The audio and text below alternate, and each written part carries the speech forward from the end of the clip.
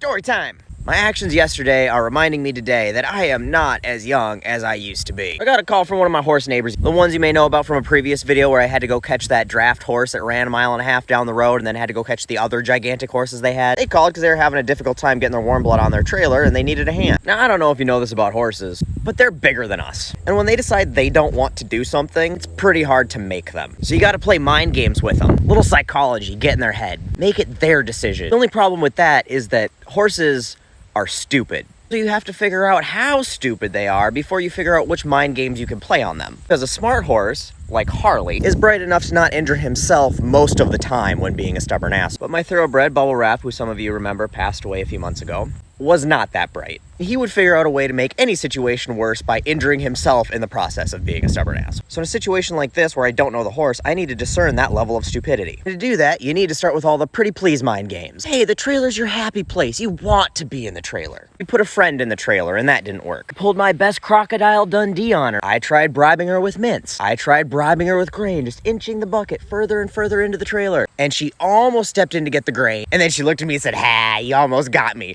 But no. And I had built a great rapport with her through all these pretty please mind games. She'd walk with me right up to the trailer, still would not do me that one personal favor. This is where we moved on to the, it would be better for both of us if you just got in the trailer. This is where you make being outside the trailer less comfortable than being inside. And once again, tried them all. Constant pressure on the lead rope for an extended period of time. You know, you want the pressure off your face? Just step into the trailer. Tried rubbing the bristles of a broom on her butt, which always works, except apparently when it doesn't. Tried cowboy winching her in. You tie one end of a rope to the trailer, you wrap it around her butt, and then a person pulls on the other end of the rope. She remembered she was bigger than us. So I hand her off to my neighbors and I go move the truck and trailer into a narrow spot on the driveway that's kind of like a natural chute. And while I was doing this, she decided she had other places she wanted to be and went and joined her friends in the pasture without a hall pass. So she had a long lead rope on her called a lunge line, and that made her a little bit easier to catch. It still took a lot of me running and being dragged and what I felt like was a very graceful somersault before I caught her again. While I was being dragged around like a puppy on its first walk, I learned two valuable lessons. First is that when the lunge line got tangled around her leg, she didn't freak out, showing that she was smart enough to not hurt herself while being a stubborn ass. This meant I could ditch the mind games now and inform her that she's just getting on the goddamn trailer. Maybe bigger than us, but my plow truck is bigger than you. So I told my neighbor to grab that and just slowly start creeping up behind her. After a short, low-budget recreation of the trash compactor scene from Star Wars, she finally saw things my way and got on the trailer. And the second valuable lesson I learned is that I'm too old to be playing tug-of-war with horses and running after them and dodging them and being dragged by them and doing involuntary gymnastics. Because now I'm in an immense amount of pain. It all